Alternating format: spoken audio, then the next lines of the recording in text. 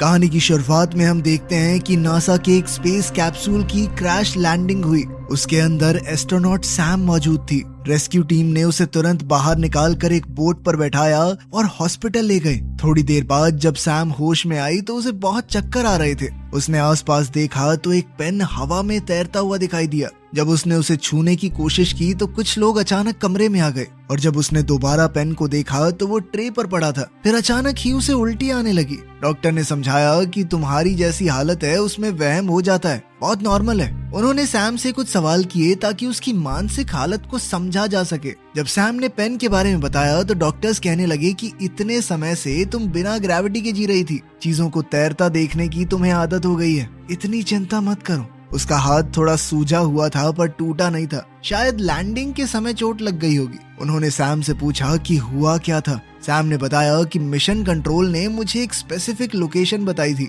और सब कुछ सही चल रहा था, पर फिर शायद मेरा स्पेस कैप्सूल किसी चीज से टकरा गया और फिर तेजी से नीचे गिरते वक्त मैं बेहोश हो गई। डॉक्टर्स ने कहा कि किसी चीज ने कैप्सूल को छेद दिया था। तुम्हारा हेलमेट भी टूटा हुआ था, शायद अंतरिक्ष में तैर रहा मीटियोर का कोई टुकड़ा होगा। उन्होंने उसके सूट के पार्टिकल्स को जांच करने के लिए भेजा था। बाद में सैम से उसका पति मार्क और बेटी इजी मिलने आए, लेकिन क्वारंटाइन की वजह से वो सिर्फ शीशे के पीछे से ही बात कर पाई। उसके पिता विलियम भी वहाँ आए। उसे बताया गया कि सरकार भी नासा के साथ साथ इन्वेस्टिगेशन करेगी, क्योंकि जैसे ही तुम्हारा स्पेस कैप्सूल धरती में एंटर हुआ कुछ बहुत ही अजीब सी फ्रीक्वेंसी मिली थी। सरकार ने सैम के लिए एक खास घर का इंतजाम किया जहाँ वो न्यूज रिपोर्टर्स से दूर रहकर आराम से ठीक हो सके। डॉक्टर मिशेल सैम को वहाँ ले गई और घर दिखाया। उसने बताया कि सरकार ने 1950 में इस जगह को वेपन टेस्टिंग के लिए खरीदा था और अब इसका इस्तेमाल कुछ जरूरी लोगों को ठहराने के लिए किया जाता है। बाहर एक टेलीस्कोप भी लगाया गया था ताकि सैम अंतरिक्ष को मिस न करे।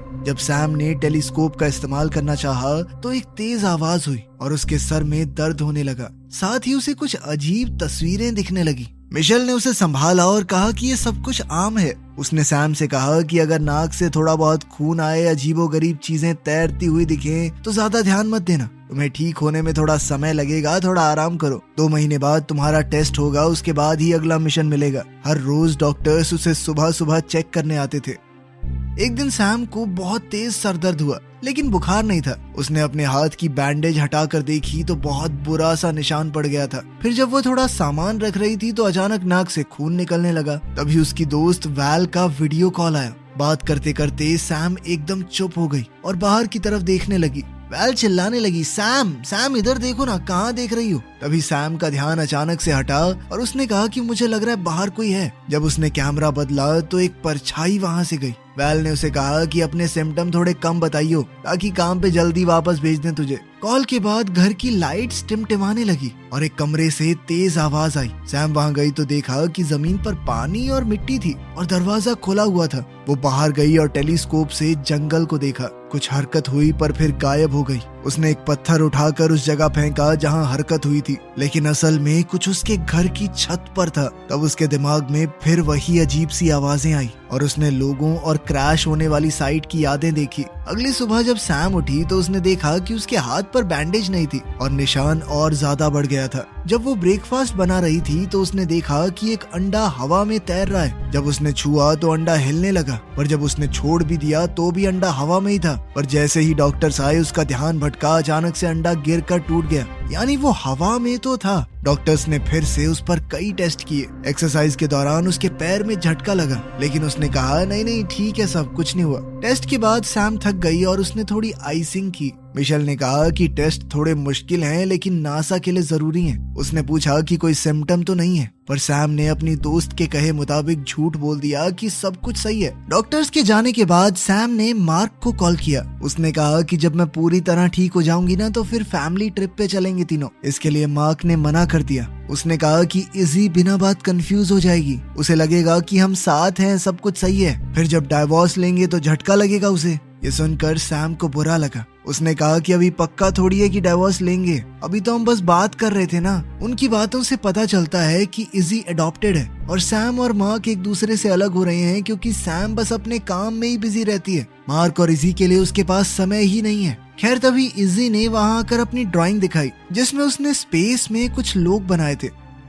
बाद में सैम को जंगल में घूमते हुए फिर वही तेज आवाज सुनाई दी। उसे ऐसे नजारे दिखने लगे कि कुछ लोग उसे ढूंढते हुए आ रहे हैं। जब सब कुछ शांत हुआ तो उसे जमीन के नीचे एक तार मिली। वो उसके साथ साथ चलती गई तो एक पत्थर तक पहुंची। जब उसने पत्थर को उठाया तो समझ आया कि वो नकली है। उसके अंदर एक कैमरा लगा हुआ था। वो और तारों को फॉलो करने लगी तो बहुत सारे कैमरे थे। ये सब देखकर वो थोड़ा घबरा गई और वापस जाने लगी, लेकिन फिर अचानक उसका पैर अटक गया और वो नीचे गिर पड़ी। फिर सैम अपने बेड पर होश में आई। उसके सर में दर्द हो रहा था, बालों पर खून लगा हुआ था। तभी उसने देखा कि बाहर कोई है। जल्द ही एक आदमी उसके कमरे में आया। उसने कहा कि उन्होंने सैम को बाहर जख्मी हालत में पाया तो उठाकर अंदर ले आए। सैम ने उससे पूछा, तुम हो कौन? तभी पीछे से सैम के पिता विलियम वहां आए। उन्होंने सैम को बताया कि जब मैंने घर को खाली देखा तो सर्च टीम को भेज दिया था। साथ ही उसने सैम को डांटा कि तुम आराम नहीं कर सकती। सैम ने कैमरास के बारे में पूछा तो विलियम ने बताया कि नासा को घर की सारी डिटेल नहीं बताई मैंने। इस घर में जगह जगह पर खुफिया कैमरे हैं। फिर उसने सैम को एक छुपा हुआ कमरा दिखाया जिसका रास्ता फर्नीचर के पीछे से जाता था। नीचे एक बहुत बड़ा एरिया है जहां बहुत जरूरी लोगों को छुपाया जाता है। विलियम ने कंप्यूटर को ऑन किया तो सारे कैमरास की फुटेज स्क्रीन पर दिखने लगी। उसने बताया कि इमरजेंसी में ये घर अपने आप को बंद कर सकता है। इसके ऊपर एक बहुत ठोस परत आ जाएगी।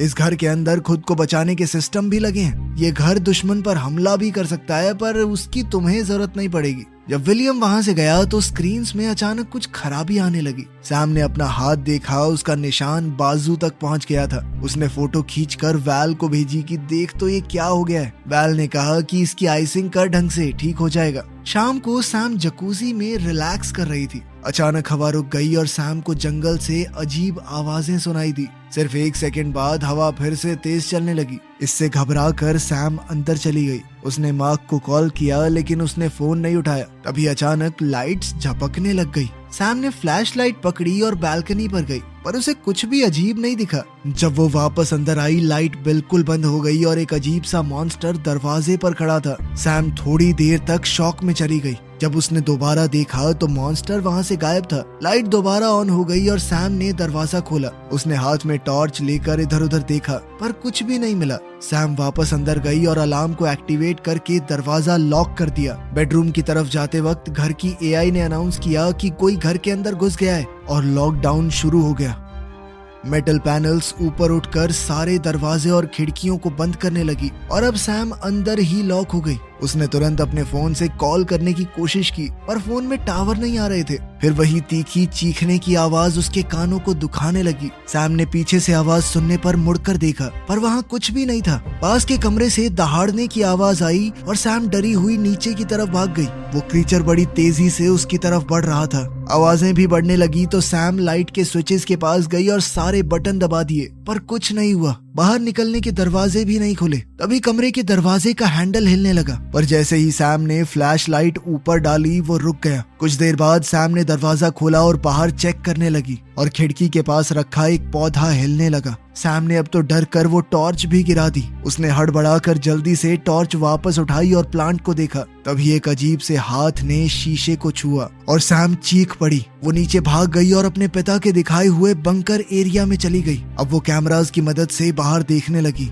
पहले वो स्क्रीन्स नहीं चल रही थी, पर फिर उसने सही स्विच को ऑन किया। एक कैमरा से उसने देखा कि वो क्रीचर बाहर घास पर बैठा है। लाइट्स फ्लिकर हुई और वो क्रीचर अचानक से गायब हो गया। अचानक सैम फोन की घंटी से जाग गई। उसे समझ आया कि वो कंप्यूटर डेस्क पर ही सो गई थी। वो ऊपर भागी। विलियम और उसकी टीम वहां पर थी। सैम ने बताया कि जनरेटर में कुछ इशू लग रहा है। विलियम ने बताया कि हाँ, मुझे पावर कट के बारे में पता चला। मैंने अपने लोगों को काम पर भेज दिया है। फिर सैम ने उसे अकेले में बताया कि कोई क्रीचर है इस घर में, जिस पर विलियम ने कहा कि मैं सिक्योरिटी फुटेज चेक करूंगा। खैर फिर सैम के टेस्ट दोबारा शुरू हुए। मिशेल ने उसके घाव देखे और कहा कि ये नॉर्मल घाव नहीं लग रहे, मैं तुम्हारे लिए एक्सरे का अपॉइंटमेंट लेती हूँ। कुछ समय बाद मार्क और इजी सैम से मिलने आए। विलियम अपनी पोती के साथ वक्त बिता रहा था। तब मार्क और सैम जंगल में कुछ प्राइवेट बात करने गए। सैम ने मार्क को बताया कि मैंने एक क्रीचर को देखा जो इस दुनिया का नहीं है। वो सोच रही थी कि शायद वो एक एलियन को साथ ले आई है, क्योंकि उसका मिशन सिग्नल स्पेस में भेजना था। मार्क कुछ बोलने ही वाला था पर इजी आ गई। फिर विलियम और सैम कैमरास को चेक करने गए। जिस वक्त पर सैम ने मॉन्स्टर को देखा था, कैमरास वहाँ ग्लिच करने लगे, लेकिन घास पर कोई मॉन्स्टर नहीं था। विलियम ने कहा कि बेटा तुम ज्यादा सोच रही हो, तुम्हें आराम की जरूरत है, आराम करो। विलियम ऊपर चला गया तो सैम ने कंप्यूटर से पूरा घर स्कैन करवाया। कंप्यूटर ने 9 लोगों को डिटेक्ट किया जो परिवार और विलियम के लोग थे। कुछ देर बाद इजी, मार्क और सैम जंगल में वॉक करने गए। मार्क और सैम बातचीत कर ही रहे थे कि तभी उन्हें एक अजीब सी आवाज सुनाई दी और इजी अचानक से गायब हो गई। वो लोग इजी को ढूंढने लगे, तभी अचानक इजी उनके पीछे से आ गई। उसके हाथ में एक मरा हुआ कीड़ा था। जंगल की सभी झाड़ियों में कीड़े तीखी आवाज करने लगे। एक कीड़ा पेड़ से टकरा गया। इस सब से थोड़ा डर कर वो लोग घर की तरफ भागे। अब जंगल से हजारों कीड़े बाहर निकल आए। परिवार घर में छुप गया और खिड़कियों पर सब कीड़े चिपक गए। रोशनी पूरी तरह ढक दी गई। थोड़ी देर बाद कीड़े चले गए और खिड़कियों का शीशा बहुत चिपचिपा हो गया, लेकिन खिड़कियों के नीचे बहुत सारे कीड़े मरे पड़े थे। सफाई की टीम आ गई और नासा के ऑफिसर ने कहा कि ये चीज आम तो नहीं लग रही। सैम ने लैब से अपने कैप्सूल टेस्ट की अपडेट पूछी, लेकिन रिजल्ट अभी आए नहीं थे। मार्क और इजी अभी के लिए वहां से चले गए, पर मार्क ने कहा कि मैं रात को आऊंगा। फिर सैम को अपने पैर में कुछ अजीब सा लगने लगा। जब उसने जूता उतारा तो उसके नाखून से खून आ रहा था। बाथरूम जाकर उसने अपने मोजे उतारे तो देखा कि घाव पूरे पैर तक पहुंच चुका है। जैसे ही उसने नाखून को छुआ तो वो निकल गया और वो चीख पड़ी। उसने अपने पैर पर बैंडेज बांधी और बर्फ से थोड़ा सेका। अब लाइट्स फिर से झपकने लगी तो सैम ने एक टेबल दरवाजे के आगे लगा दिया। उसने इंटरनेट पर अजीब कीड़ों की घटनाओं के बारे में देखा। वहाँ उसे फोटोज में कुछ लोग दिखे जिनके शरीर पर बिल्कुल उसके जैसे निशान थे। उसे लगने लगा कि कुछ तो उसकी कमर पर रेंग रहा है, तो वो बाथरूम की तरफ भागी। शीशे में देखा तो हथेली से होते हुए वो घाव कंधे तक आ चुका है। लाइट्स फिर से झपझपाने लगी तो सैम अलार्म एक्टिवेट करके नीचे भागी। अजीब सी आवाजें हर जगह सुनाई दे रही थी। तभी मार्क का कॉल आया। उसने कहा कि वो आ रहा है। सैम ने पूछा कि क्या वो एक अच्छी माँ है। ये सुनकर मार्क थोड़ा कंफ्यूज हो गया। Lights bar bar on off हो रही थी और एआई ने कहा कि लॉकडाउन शुरू हो गया है। सैम ने मार्क को बताया कि घर के अंदर कुछ है। आवाजें और पास आने लगी। सैम बंकर की तरफ जा ही रही थी कि तभी उसकी कमर में बहुत तेज दर्द होने लगी और वो दर्द से करहा कर गिर पड़ी। वो सीढ़ियों से गिरती हुई नीचे तक पहुंच गई। उसके हाथ में चिपचिपी जेल जैसी कोई चीज लग गई। उसने देखा कि उसका फोन भी टूट गया है। ऊपर से आवाजें आ रही थी तो सैम कंप्यूटर के पास गई। कंप्यूटर स्कैन ने बताया कि घर में उसके अलावा एक आदमी और है। कैमरास में गड़बड़ होने लगी और वो मॉन्स्टर घर के अंदर दिखा। सैम ने स्क्रीन्स बंद कर दी। कंप्यूटर ने दोबारा स्कैन किया और बताया कि ऊपर वाले फ्लोर पर 2 लोग हैं। सैम ने और बटन्स दबाए और सीलिंग से धुआं निकलने लगा। वो किचन की तरफ गई और फिर आवाजें वहीं आ गई। वो डर के मारे फर्नीचर के नीचे छुप गई और ओवन की परछाई में मॉन्स्टर को देखा। मॉन्स्टर ने सैम को नहीं देखा और वहां से चला गया। जब वो दरवाजे की तरफ भागी तो दूसरा मॉन्स्टर आ गया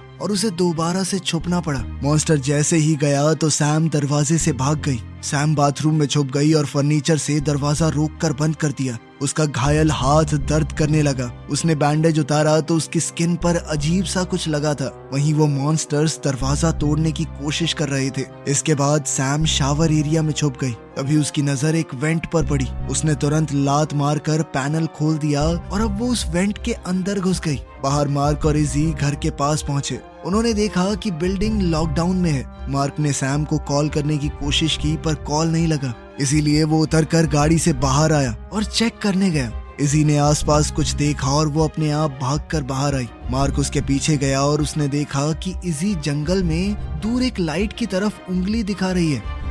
उधर सैम वेंट से होती हुई वापस कॉरिडोर में आ गई और जल्दी से सीढ़ियां चढ़ने लगी और एक मॉन्स्टर ने उसका पैर पकड़ लिया और वो गिर गई। थोड़ी लड़ाई के बाद सैम ने उस मॉन्स्टर का पंजा लात मारकर हटा दिया और फिर जल्दी से वहां से भागी। सैम दीवारों के बीच से एक और जगह में छुपकर चली गई। उसके शरीर पर वो निशान तेजी से चमकने लगे। कुछ देर बाद उसे एक सीढ़ी मिली और वो उस हैच से निकलकर जंगल में आ गई। जब वो पेड़ों के बीच भाग रही थी तो उसके पूरे शरीर पर मौजूद निशान चमकने लगे। दुनिया भर की खतरनाक आवाजें सुनाई दे रही थी, लेकिन उसे अपने परिवार की आवाज नहीं सुनाई दी जो उसे ढूंढ रहे थे। रोड के पास ही विलियम अपनी पूरी टीम और हथियारों के साथ आ गया। उसने उन्हें याद दिलाया कि वो लोग एक इंटेलिजेंट चीज का सामना कर रहे हैं। उसने कैमरास पर सब देख लिया था और अपनी टीम को समझाया कि ये जो भी जीव है ये जानवर नहीं है कोई, वो जीव बहुत समझदार हो सकता है। अब फौजियों ने घर का बाकी हिस्सा चेक किया और विलियम बंकर तक गया जहां उसने सब कुछ बिखरा हुआ देखा।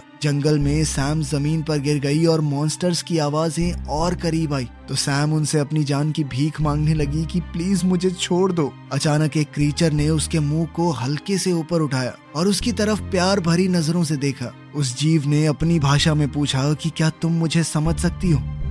सैम ये सुनकर हैरान हो गई क्योंकि वो हर एक शब्द को समझ पा रही थी। उस जैसे ही और क्रीचर्स आ गए। पहला क्रीचर बोला कि उन्होंने सैम को बहुत याद किया। सैम ने पूछा कि तुम हो कौन? क्रीचर ने कहा कि हम तुम्हारा परिवार हैं। इससे सैम बहुत कंफ्यूज हो गई तो उस जीव ने अपना माथा सैम के माथे पर रखा और कहा कि याद करो। अब सैम को पहले वाले विजन्स क्लियर याद आए। पता चला कि सैम खुद एक एलियन है और उसका परिवार बहुत साल पहले धरती पर क्रैश हुआ था। विलियम की टीम ने उन्हें पकड़ने की कोशिश की थी तो एलियंस भाग गए। इसी भागदौड़ में सैम अपने परिवार से अलग हो गई तो उसने एक डिवाइस का इस्तेमाल करके अपने शरीर को बदल दिया, इंसानी रूप ले लिया। जब विलियम ने उसे ढूंढा तो वो बिल्कुल एक छोटी सी बच्ची जैसी लगी।